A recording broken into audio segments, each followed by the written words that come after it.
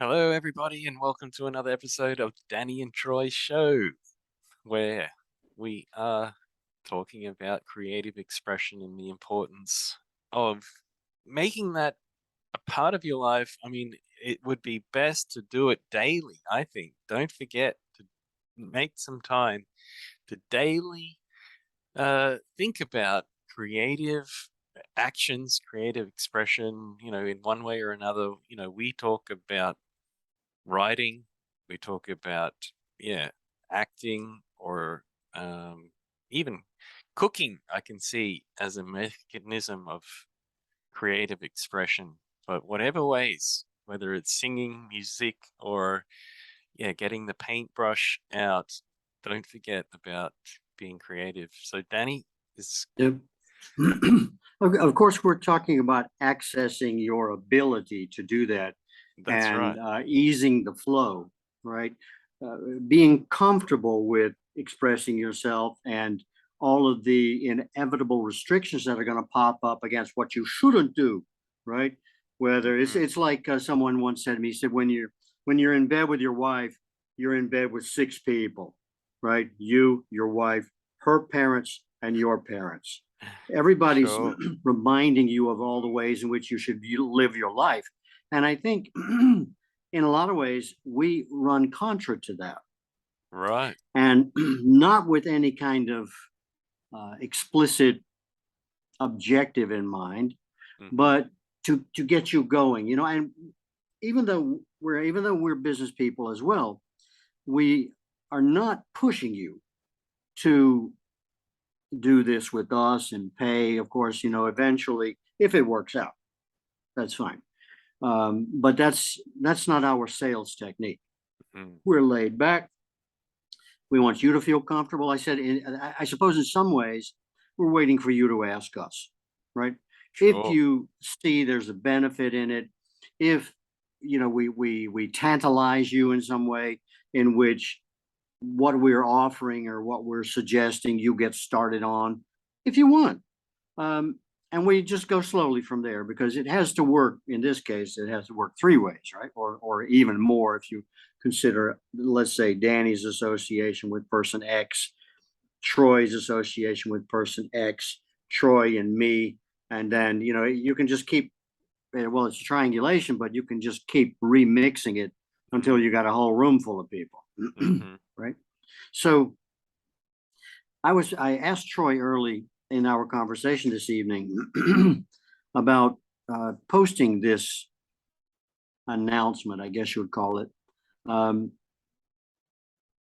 in a way that I must admit I don't feel really prepared, and maybe you would feel this way sometime in the future, but not prepared in a way that I or you may think one must be prepared. You've got your notes, you've done your research, and all that sort of stuff that they're constantly pumping in our heads, Mm. right, to support the kind of system that they're promoting so that they continue to do well, Right. right?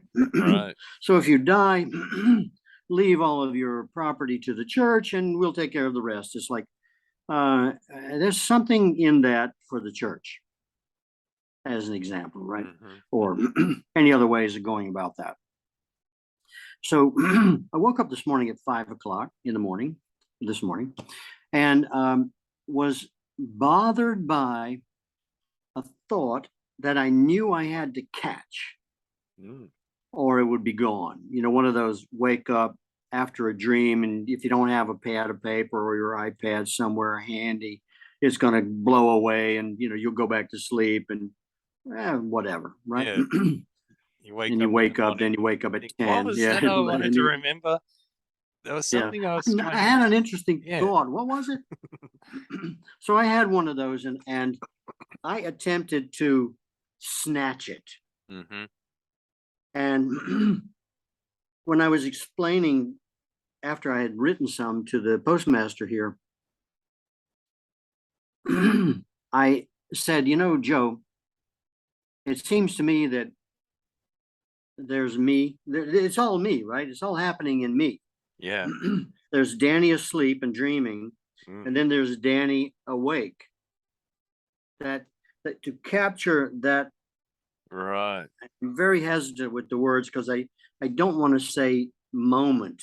I'll explain Yes. that in a minute to Right. see if I can grasp it. Yeah. He said, well, what is it? And I said, it's a fracture. Mm. It's a Okay. fracture between the sleeping Danny, which is still the same Danny, Sure. I presume, and the waking Danny. Right. So in that moment, something happened to me, and I tried desperately to catch it. Mm. So without further ado, it's not very long. I'll read it and let's examine at the end if and this is of course within the whole superstructure of Drukpa, our Right. hero, Right. right? Yeah. As he keeps trying to make sense out of himself. Sure. And this was another one because not only is it trying to snatch what happened to him in this fracture, but to be able to do it in a way in which he could read it and it takes him back to that point as exactly as he can Okay. while he's developing this facility of being able to catch these Mm. kinds of things. Yep. Yep. Because the reason that's important for me is because if you can't do that, or you, that's what I think. Personally, I think that's what authors do. And the better they get at snatching the opportunity and being able to record it, principally for other people to read and maybe for themselves to examine later on, then the better they get or Sure. we get. Yeah. So I'm constantly doing that. And it doesn't matter whether it's within the storyline or not, because remember, we haven't entered the editing phase Yeah. yet, not really, Mm-hmm. because these thoughts are still coming. And I'm thinking, it's like being in that blackberry patch, and then pulling out of backing out, trying to not to get snagged by thorns. And then you see, 3 or 4 beauties that were hidden behind some leaves, and you want to go back in and get them. Mm. Right. So here's what I wrote. Let's see if I caught it. Okay. Here we go. An early morning awakening has disturbed the sleep and peace of our hero. That strata of awareness, the awakening, has dragged into consciousness the way a dog would drag its placenta behind it in the dirt. A disturbing alert that there are actually powers of the maneuverability of thought between one state of being and another. One appears to have moral inclinations, which I call indicators, centered around guilt, remorse, or the introduction of some imbalance between one state and another. These days, it's questionable, even to him, that he is in full control of his facilities and that such mastery is embedded in consciousness as a lie once one seems to be telling oneself without a full balance of wholeness in the part that has been adjudicated as the center of one's attention. Perhaps a shadow on the cave wall caused by a fire behind the dancing figures. Having come to this realization in the passage from one state to another, one is disturbed by the sketchy presence of yet another who seems to be an unwelcome guest, shall we say. A trespasser in the realm of one's privacy and primacy of self-deliberation. Are these ghosts of conscience implanted even in the dream state by forces capable of conducting this impropriety? Here, the ghost tracking leaves some dusty evidence of alien forces being used to influence the mind of at least one presence much akin to a thought or memory, a dream or an association half-baked, or even a tethering to or on an introductory splintering by others to penetrate through implementation in a person's mind beyond the bounds of territorial integrity. What are we to make of it? Where are we going if beyond the bounds of our own choice? Can we no longer decide for ourselves? Are we no longer allowed? Do we maintain the freedom to exist independently of some mind intruder? Are these the bastard scat droppings of some combinations of previous promotions that have now revealed themselves as combinations of persistent influence left to independently recombine portions of themselves into new formulations of a recombinant nature that, much like cesspool primordial ooze, takes on a life of its own as a seemingly evolutionary movement heretofore unthought of? Buon futuro. Control is an issue. Choice, as it were. Suppose we wake up in an atmosphere that has obtained a toxic element unknown to ourselves as such, and is inhaled unsuspectedly and interfaced with our organic being, our functional operating apparatus, and becomes an unseen part thereof. Being unaware that this sulfa drug is suddenly effective may incorporate itself as a seemingly natural part of existence, only to ensure our unsuspected demise or at least altercation. We may be reminded of the descent and union with the demon's assistance spoken of in old, when the souls descended to earth and occupy an organic being growing below to produce one of us. Socrates. To what effect, we may ask? We may not know. We may never know. It may simply be incidental, situational, and otherwise meaningless notation in a laboratory manual to track the progress of an experiment to which chance and limited observations are available, even beyond any consideration of its consequences or beneficial, contra-beneficial side effects. We turn our noses to the wind. We tilt our heads back and inhale and take the environment, relying on our sensory facilities to accumulate and accurately assess the influence of such elements, alien or otherwise undetected, to infiltrate our space. Is it physical, mental, sensory? Are each a pathway, one to the other, to reveal a notion come to us? Language is our filter. Without it, we haven't a chance. After all, language is culture and words are limitations, as we have often said. Is there a reason for such notation? Are we open to it? Is it adjustable? Is that the reason for its recognition, even in a manner meant to portend its presence?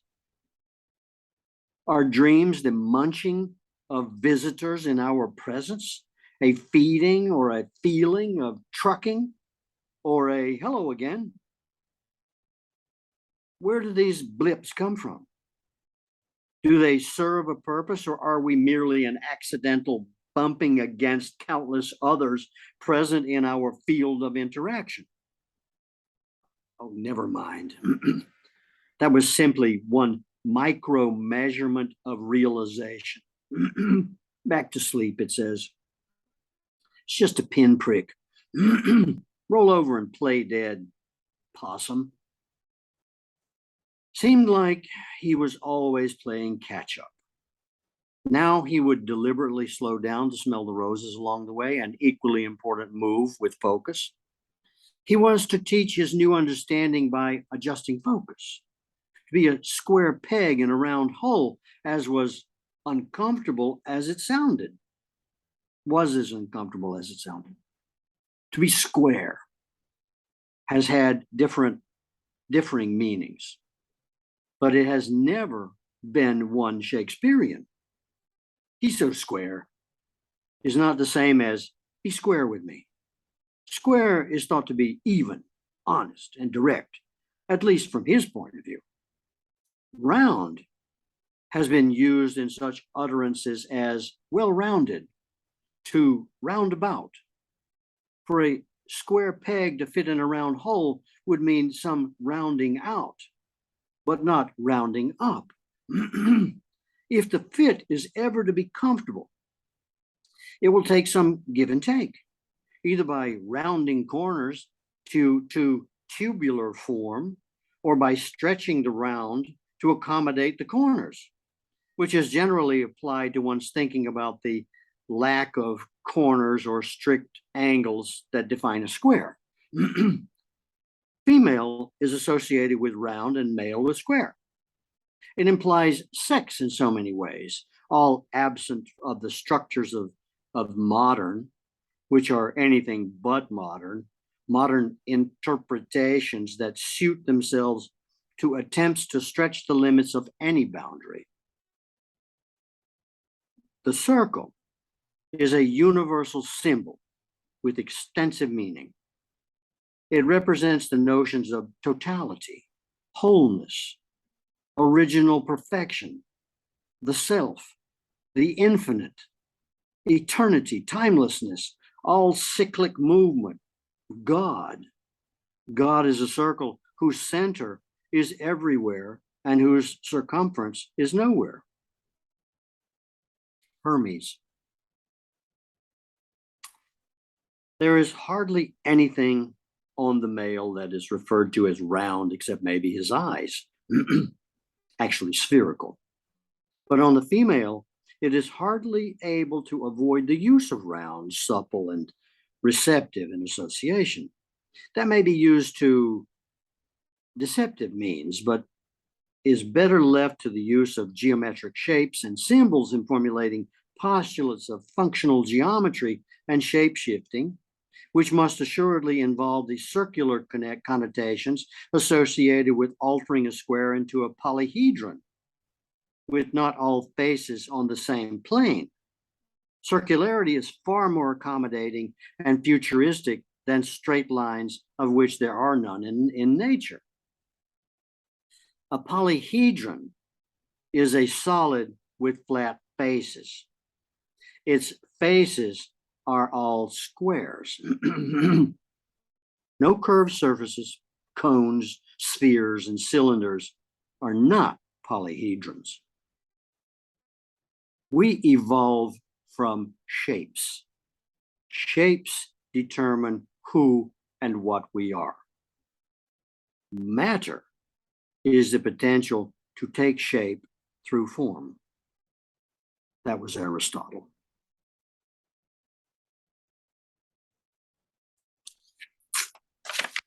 Okay. Wow. There's so much in that. It's a riptide, Troy. Okay. You know, I get caught up in trying to record this stuff, and I'm darting all over the place, Right. right? Until I get to a point of exhaustion Okay. in dealing, not fatigue, but exhaustion in dealing with the concept in which I started with, which is always a surprise, particularly if it ends up with Aristotle. Sure. Matter is the potential to take shape through form. Yeah.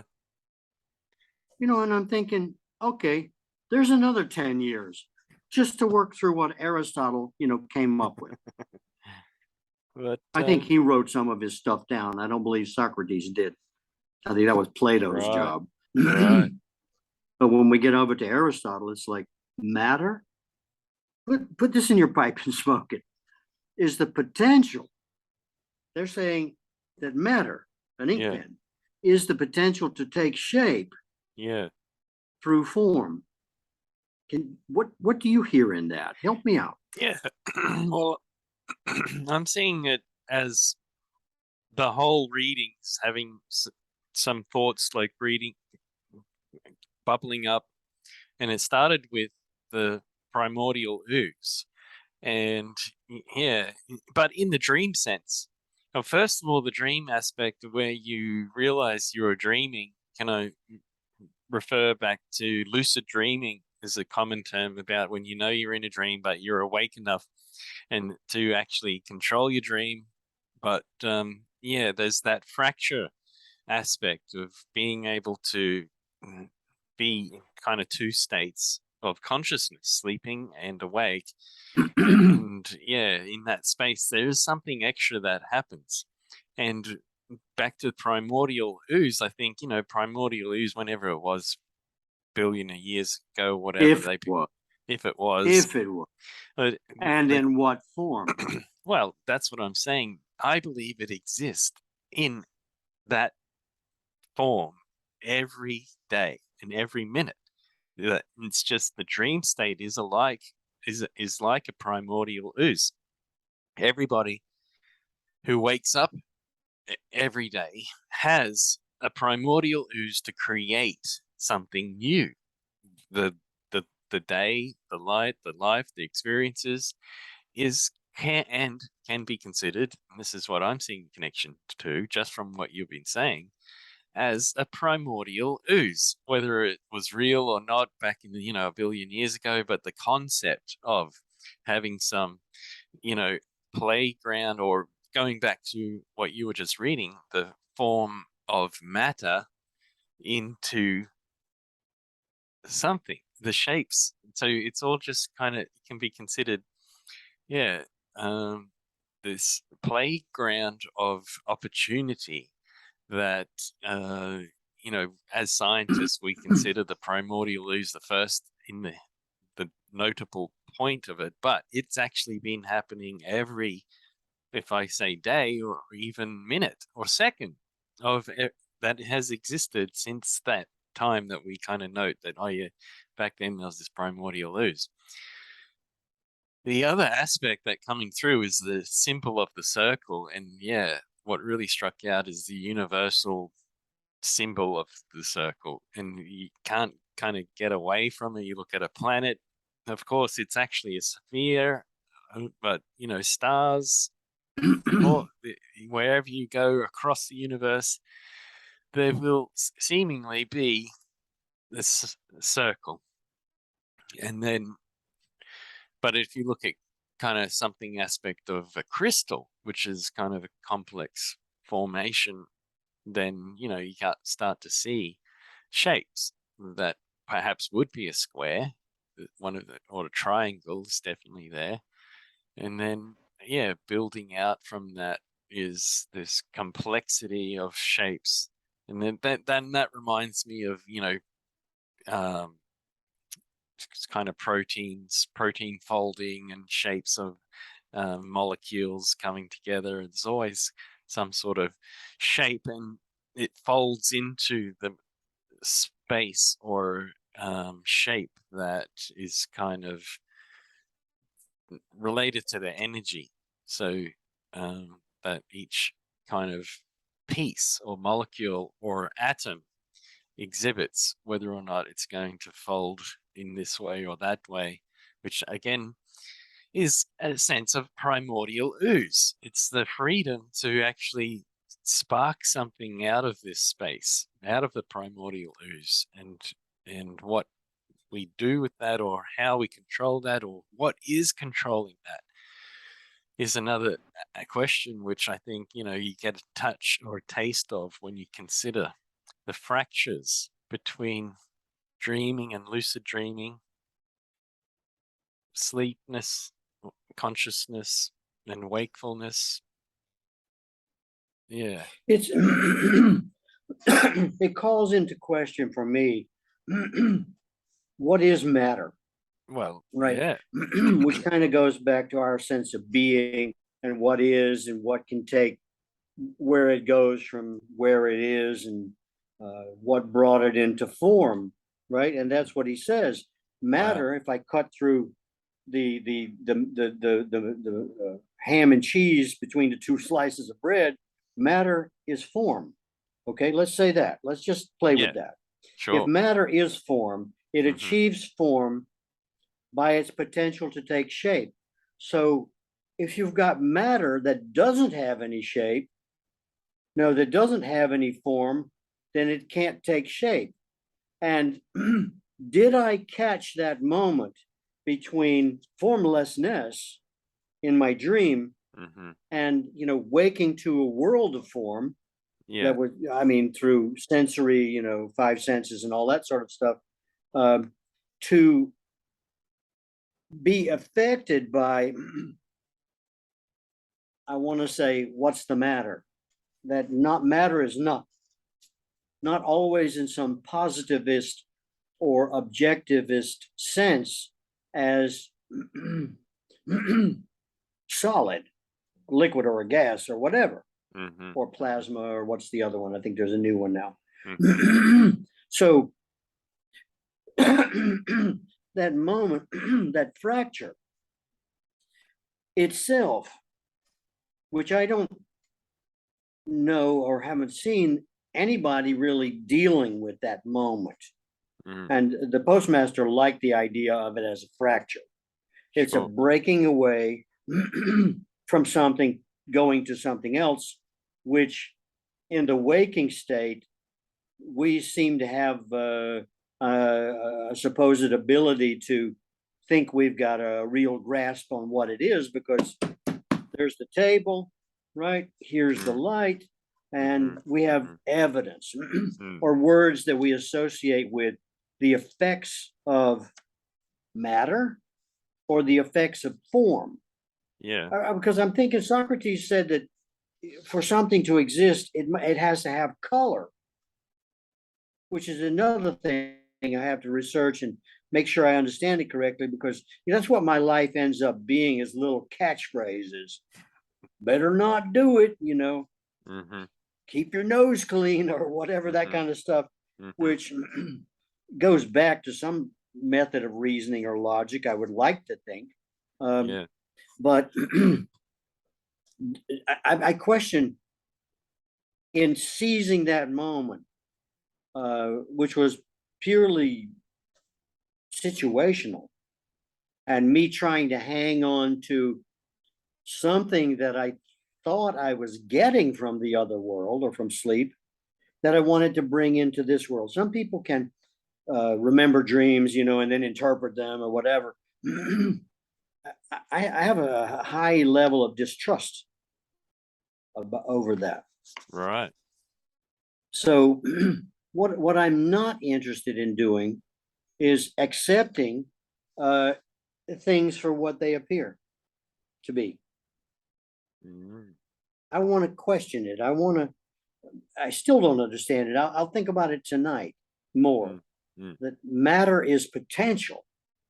How can something that exists, unless of course it's in constant change, right? So then the matter only takes shape through some auspices of it attaining form. And I understand all of this because it's Aristotle, that it's all mathematical. Right. Right? Okay. I'm not a mathematician, right? I'm a dreamer. But I would like to know what the mathematical interpretation of that is, because in a sense, I think that applies to, and you're going to love this, data science or IT, because you're taking, maybe it's just the sense of matter, right? Which is interpreted in binary language as having the potential to take form through its assembly and application. Can you apply that to from the data scientist's mind? Do you make the same inference that I do?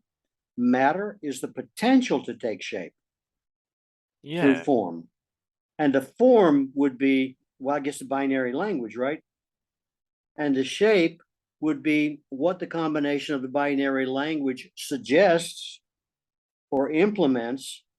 And in the process, it becomes another form of matter.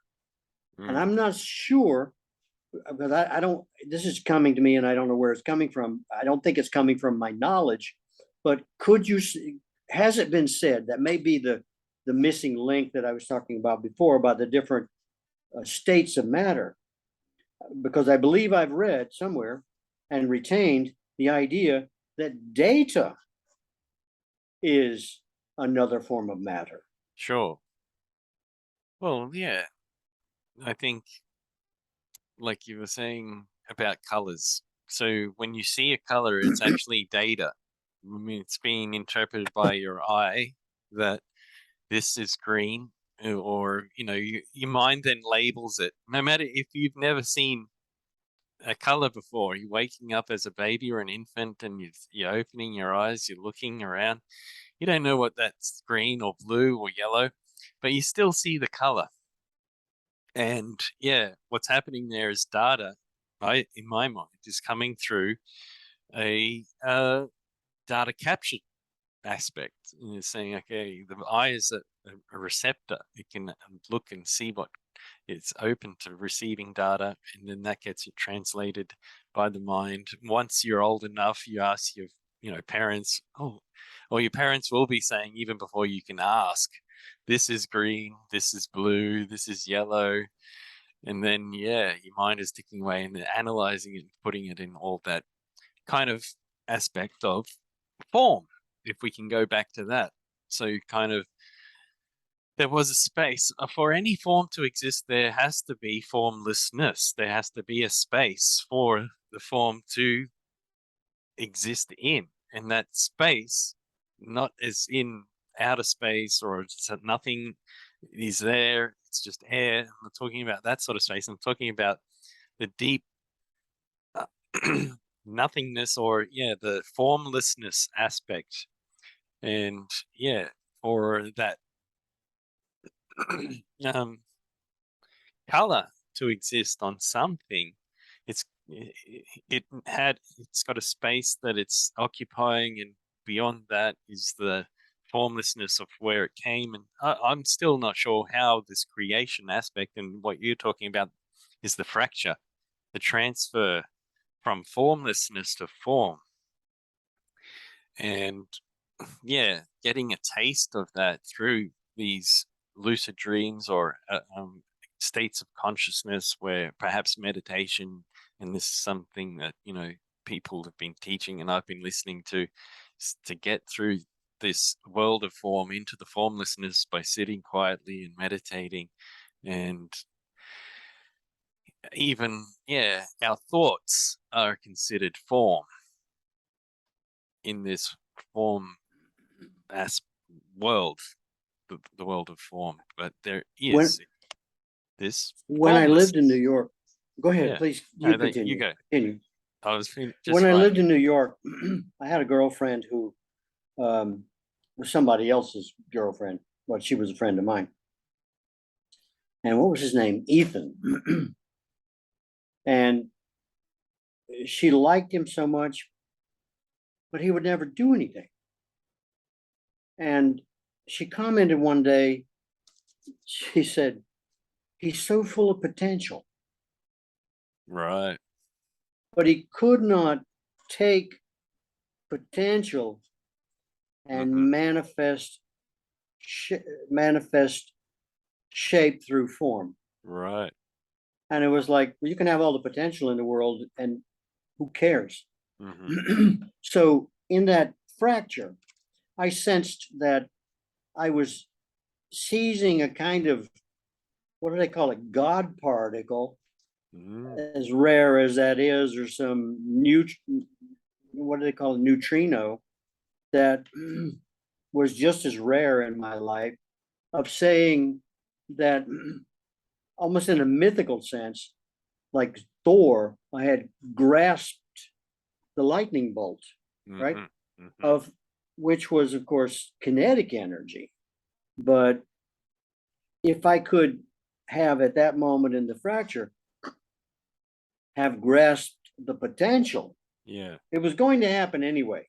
Hmm. I just happened to be in the right place at the right time with the imaginative facility of being able to catch it before it came into form. Hmm. right? So you could say, okay, there were a bunch of ozone atoms hanging out, and then the last one comes in the door, and suddenly when that happens, it becomes a lightning bolt. It's all fired up. Mm, right. The the spark happens, but by virtue of what, critical mass or something like that. Yeah. But at that moment, in my fractured waking and dream state, that space in between, I was able to grasp, so I thought, that potential, and Right. and try to hold on to it, because that potential is, without the form of a bolt, was shooting all over the place anyway. Mm-hmm. Mm-hmm. And it was only through form that it became matter. Right. That's right. Yeah. So if I think what I was trying to do was to capture that moment, and like we said earlier, like putting lightning in a bottle, Mm-hmm. Mm-hmm. which would be a little bit like a battery. Yeah. Well, going back to the analogy of the primordial ooze, the ooze kind of existed, and then something happened where, this lightning bolt, or access to this lightning bolt, if we're talking about single-celled organisms,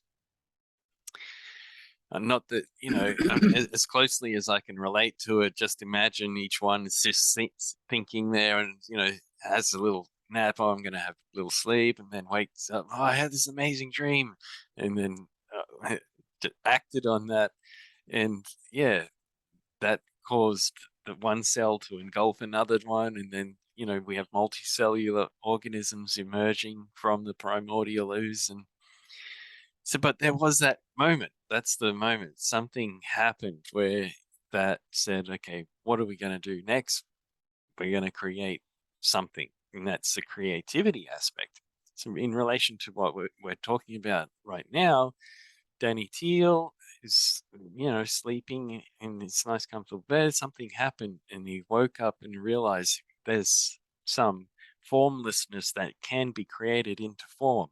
Takes out his pen and paper and writes it down, and creates a piece of auto fiction writing that has depth, messages, meanings, and takes it to this recording, and we, individually, myself, get to hear it, and that has an impact in understanding a interpretation, and that will then grow with me, and then from this day forward, I cannot ever not hear that piece again. So I will be changed in some way, and whatever future um, happens, that experience of being here and listening to that story, even though it may be minuscule, it may be great, it will have an impact on my life from now on.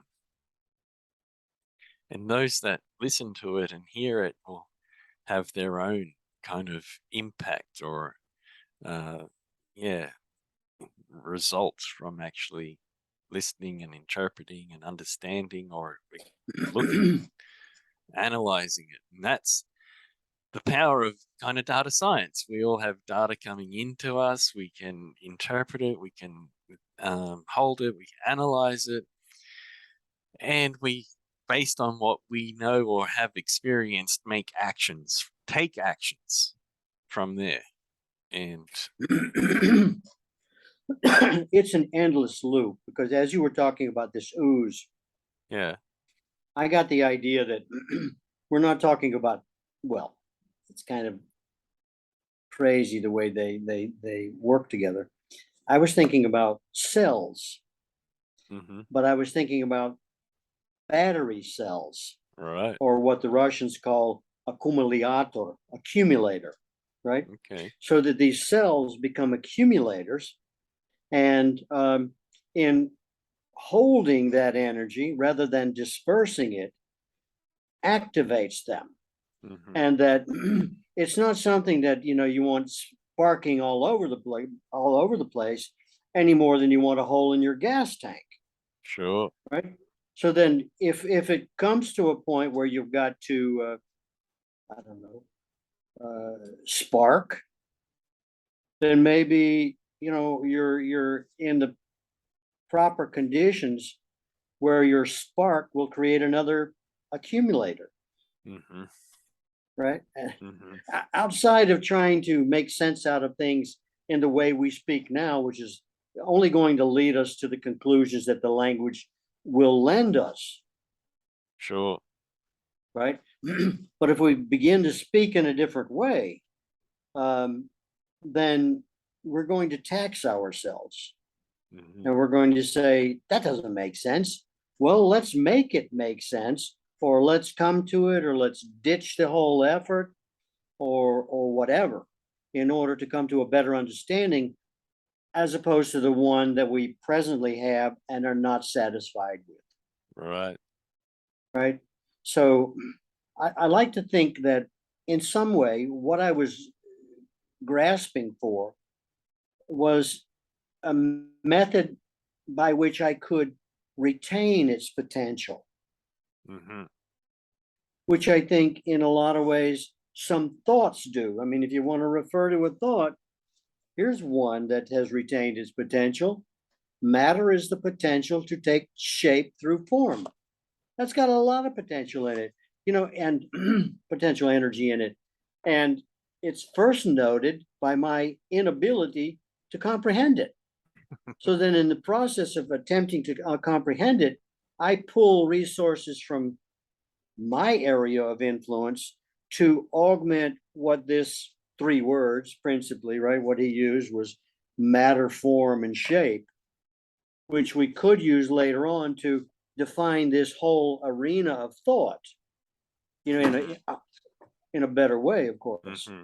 But to be able to retain that potential, which Right. is something you and I have been able to do by hook or crook, in order to maintain our interests in talking about weird stuff like what we're talking about now, as a means of trying to reach a form that represents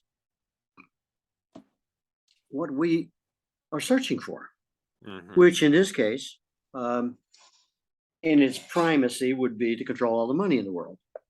Well, already that's led to, as I said to my brother when he was asking what I was writing about, I said to control all the money in the world, and then my tongue kept wagging, and I said, and that can be done through people, right? Mm-hmm. You control the people who control all the money in the world. You don't expect to do all this alone, right? I mean, you're not Karl Marx and Friedrich Engels. You're not John D. Rockefeller or Elon or any of those other guys of note who have a lot of money, or for that matter, World Economic Forum or NATO or whoever wants to control the whole world. What they're trying to do now, which tells me we're on the cusp, is it ain't working that way. And that's okay, because you know what? Matter is the potential to take shape through form. Mm. So money is matter. It has the potential to take shape through what form?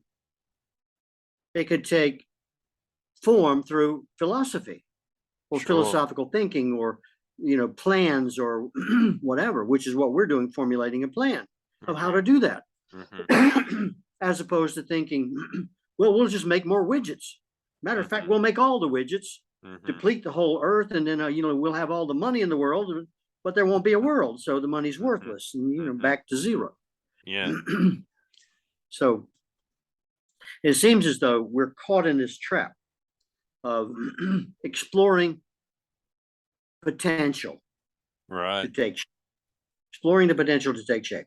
And Drukpa is doing that by sparking, Mm-hmm. Mm-hmm. I guess like we all do in our life, right? Mm-hmm. Well, I have to get a job. You didn't say, I'm going to go out and be a farmer. Mm-hmm. You got to get a job, and then that determines what kind of life you live through the process of of your potential taking shape through a job Sure. in whatever form. And Yeah. then, which of course, as he points out earlier, uh, contains its limitations. Sure.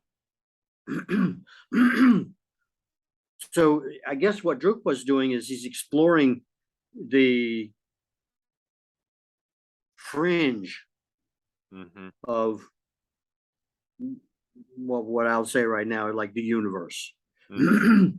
Tried this, tried that, did this, did it, and still hasn't found a way, the back door or the window into control. You've got to think right. If you're going to come up with the right answer, you've got to think it.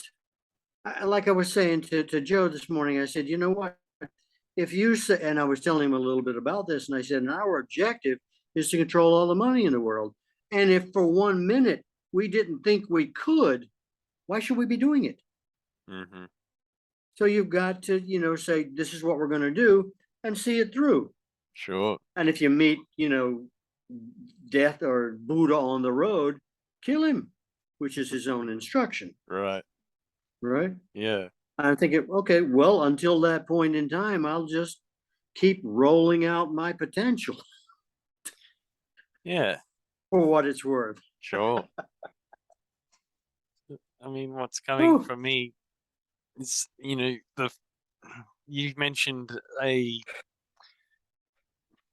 thought that has come, which is around, matter and potential. The one thought that I love going back to that would have come from formlessness originally somewhere, and it's restricted by the English language, is I am. And, it relates to the Popeye aspect. I am what I am. And with that, you have potential. So that individual has potential. And going back to controlling all the money in the world, I think money can be interpreted as value, and value can be, generated in a number of different ways. But the most valuable aspect of what I believe we're talking about is not just potential, but actionable potential. Taking that potential and using it. And if you have the actionable potential that creates value, which can relate to money, and it's, pushed in a way that comes from that open conversation or that starting conversation that I am. And from that space, we build on this transfer of value. We have so many broken systems, like you were saying, where, if we build all these widgets and sell enough, we're going to generate a lot of money. So transform what we have into a more, I guess, inclusive or just based on these concepts we're talking about that came from such, wise and ancient history of people and fundamentals that have been there from hundreds or if not thousands of years of religious teachings and scholars, and say, let's start.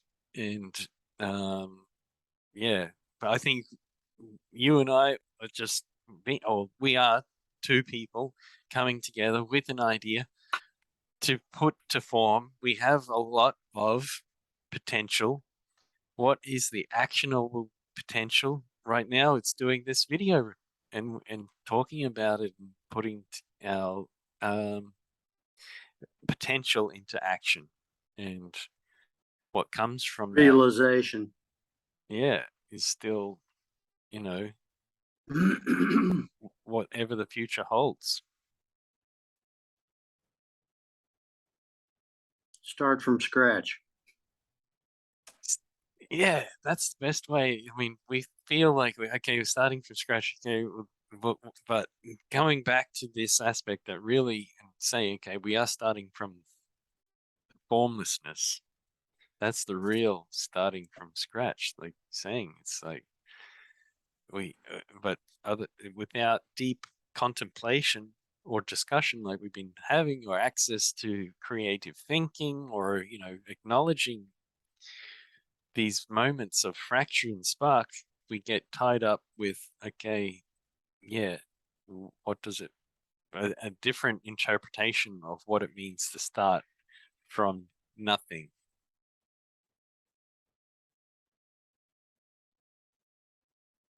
And nothing is potential. Zero. That's right. It's the space, having a space for something. In order for something, some form to exist, there needs to be formlessness for it to be existing in.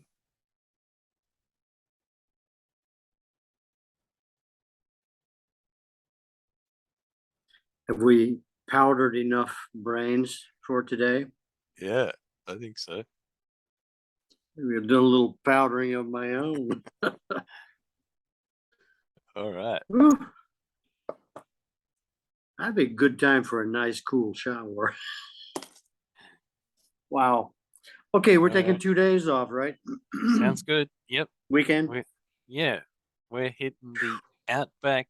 Probably tonight, gonna go camping and see the stars. Beautiful spring night.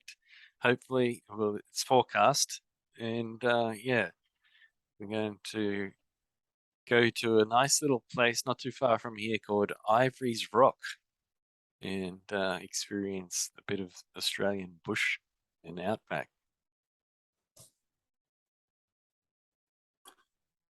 Sounds interesting.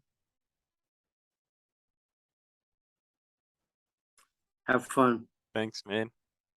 See you in a couple of days. Right.